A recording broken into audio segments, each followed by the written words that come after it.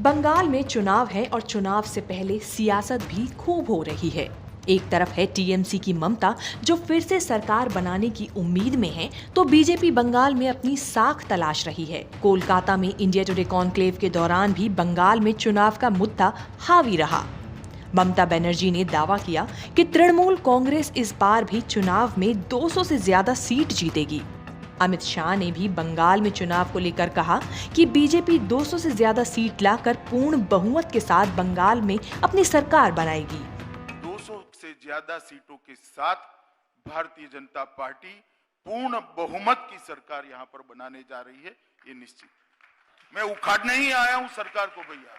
यहां मेरी सरकार तभी आ सकती है जब ममता बनर्जी की सरकार को उखाड़ कर फेंक देते हैं। कितना सीट आएगा वो हम आपको नहीं बोलेंगे कि इसी के लिए कि हमको इतना दिन 2 टर्म में जितना सीट मिला इससे ज्यादा तो जरूर आएंगे और 221 का कम नहीं होगा। हमारा वोट बैंक कभी स्प्लिट नहीं होगा, जुड़ेगा।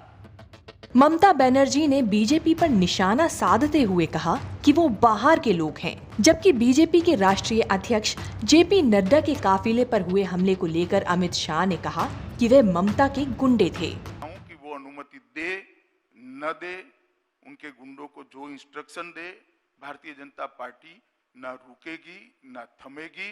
हम हमारे लक्ष्य को अचीव कर रहेंगे। लेकिन जो गुंडा गद्दारी करके बाहर से आते हैं, बंगाल में गुंडा गद्दारी करके जबरदस्ती कुछ करने के लिए हम उसको बाहर का आदमी बोलते हैं। पहले इंडियन का क्या मतलब होता है उसको समझने चाहिए, उसके बाद किसी को बोलना चाहिए। हम बाहर से आके बंगाल को लूटने नहीं देंगे। बंगाल को लेकर ममता का कहना है कि तृणमूल बीजेपी को बंगाल को तोड़ने नहीं देगी और दिल्ली से बंगाल को कंट्रोल नहीं करने देगी। इस पर अमित शाह ने बयान दिया कि बंगाल की जनता नहीं चाहेगी कि जो अब तक बंगाल में चलता आया है वो अगले 5 सालों तक भी चलता रहे। बंगाल की जनता हमारे साथ है, क्योंकि बंगाल की जनता कभी नहीं चाहेगी अभी का जो बंगाल है वो फिर से 5 साल तक ऐसा ही रहे, ज्यादा वर्स्ट हो जाए। ये बंगाल की जनता कभी नहीं चाहेगी। दिल्ली से क्यों बंगाल को कंट्रोल करेगा? बंगाल ही बंगाल को कंट्रोल करेगा। दिल्ली से गुजरात क्यों कंट्रोल करेगा? लेकिन दिल्ली में बैठ के पूरा एजेंसी लेके बंगाल को कंट्रोल करेगा, ये हम क्यों कोई स्टेट नहीं करेगा। ममता ने बीजेपी पर यह कहते हुए निशाना साधा कि उनकी रैलियों में भक्त शामिल होते हैं। इस पर अमित शाह से पूछे जाने पर उन्होंने कहा कि हम वही बोलते हैं जो जनता चाहती है। बंगाल की जनता उन्हें इस बार मौका जरूर देगी। हम तो जो जनता चाहती है वो सभी बोलते हैं। जय श्री राम, ये कोई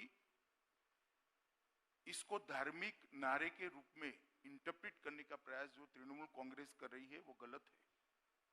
अगर ये धार्मिक नारा होता तो मैं बंगाल की जनता की नस नस को जानता हूं, कभी स्वीकृति ना आती। जय श्री राम प्रतीक है एपिसमेंट के खिलाफ। अब देखो ना, ये सब प्रोग्राम करते हैं ना, रथो यात्रा, लोग नहीं है भगता है। इतना पैसा खर्चा करने का बाद भी पीछा सीट में लुका छुपा के रहता है। और हमको गाली देने से क्या होगा?